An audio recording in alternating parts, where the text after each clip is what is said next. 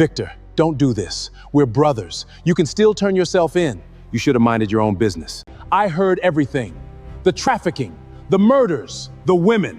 I'm going to the FBI. If you walk out of this room, everything I've built, then let it die.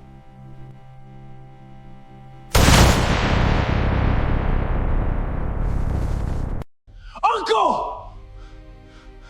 Fred! Gotta go now. Come on, start. Bam!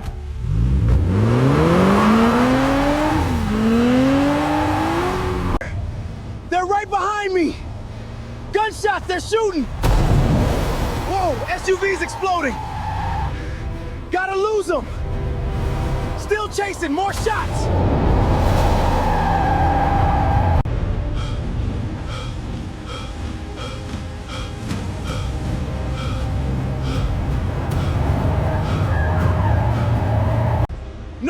No, stay back. It's gaining, oh God. Ah, it's hitting.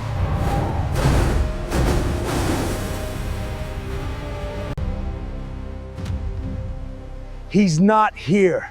Victor will be angry. We need to search for him. Fan out, find him! Los Angeles, a city where dreams were built every single day. Luxury cars filled the streets. Fortunes were made overnight.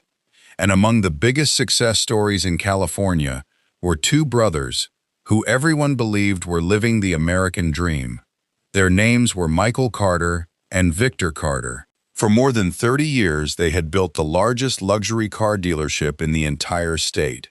From celebrities and athletes to business executives, everyone came to Carter Luxury Motors. People trusted the Carter name. Employees admired them. Customers respected them.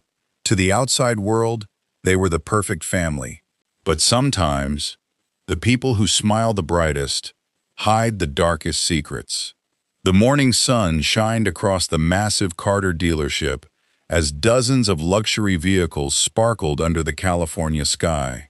Employees hurried across the showroom. Customers admired the newest arrivals. Everything was running smoothly.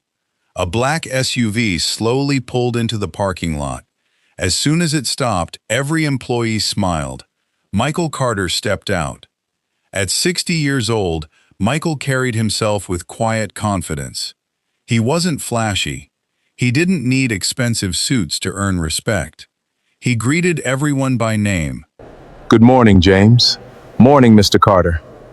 These cars are impressive. They certainly are. How's your little girl doing? Last week you told me she wasn't feeling well. She's much better now, sir. I'm glad to hear that. Family always comes first. That was Michael Carter. He remembered birthdays. He paid employees medical bills when they couldn't afford them. He gave struggling workers second chances. To his staff, he wasn't just a boss. He was family. A few moments later, another luxury vehicle entered the parking lot. This time, the atmosphere changed completely. Employees began whispering excitedly. Mr. Victor is here. I heard he donated another $1 million to the children's hospital. Victor Carter stepped out wearing an expensive designer suit and dark sunglasses. Unlike his older brother, Victor loved attention. He smiled for cameras. He shook everyone's hand. He laughed loudly. He always knew exactly what to say. How's everyone doing today? Good morning, Mr. Carter. Good to see you all. He walked straight toward an elderly customer who was admiring a luxury sedan. Beautiful car, isn't it? It sure is, but it's probably out of my budget. Let's see what we can do. Take $20,000 off the price. You're serious? Everyone deserves a second chance.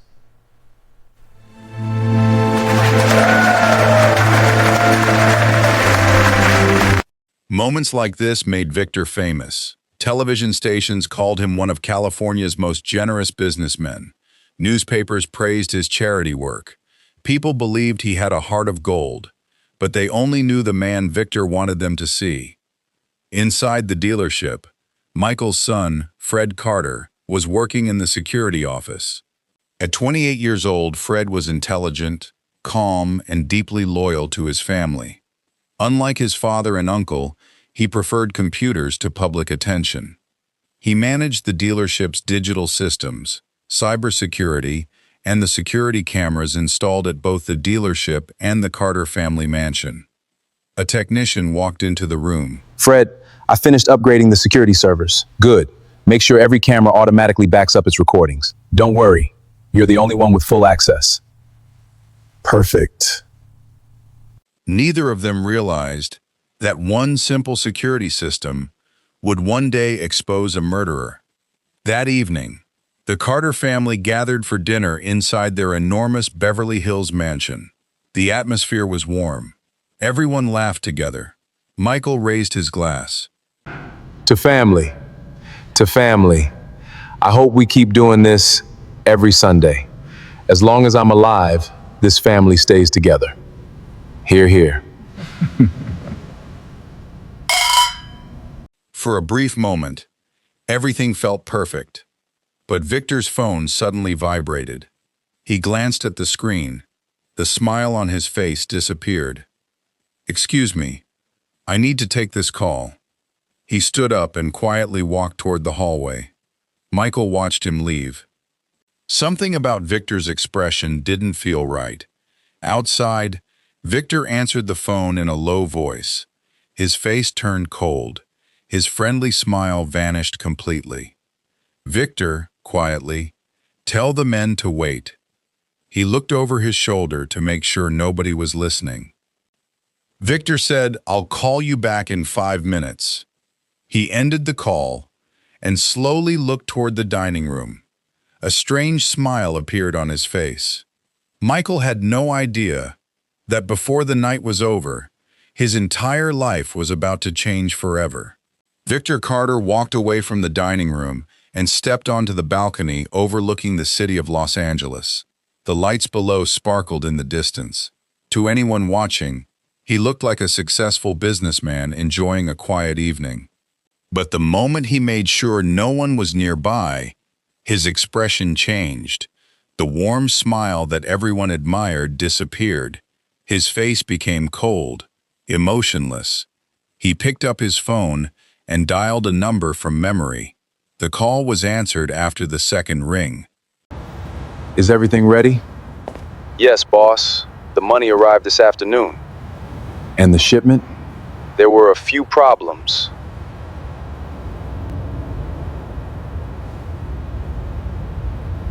What kind of problems? One of the women tried to escape. Where is she now? We caught her. We're waiting for your instructions. No witnesses. Yes, boss. Marcus understood exactly what Victor meant. By no witness, the call ended. For Victor, human lives meant nothing. Money, power, fear, those were the only things that mattered. Back inside the mansion, Michael noticed Victor had been gone for nearly 10 minutes. He looked toward the hallway. I wonder what's keeping him. You know Uncle Victor. He probably got another business call. You're probably right.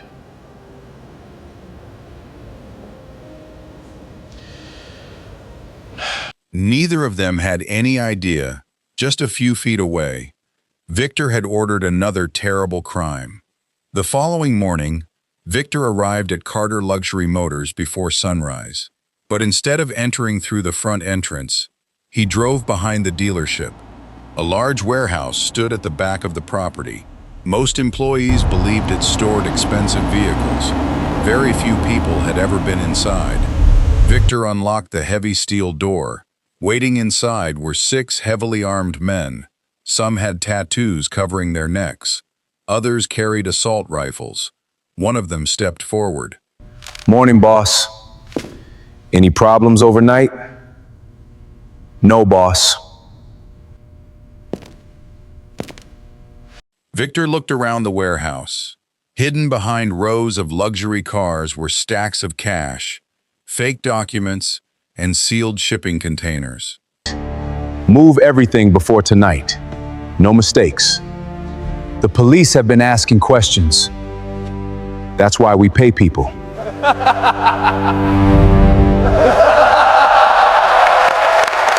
Victor had spent years building relationships with corrupt officials, dishonest accountants, and criminals who helped keep his organization hidden.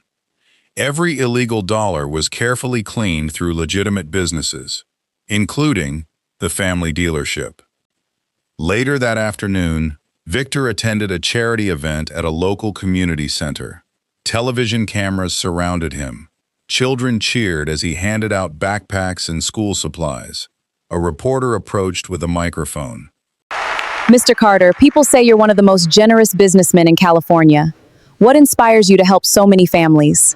My parents taught me that success means nothing unless you give back. I simply want to make the world a better place.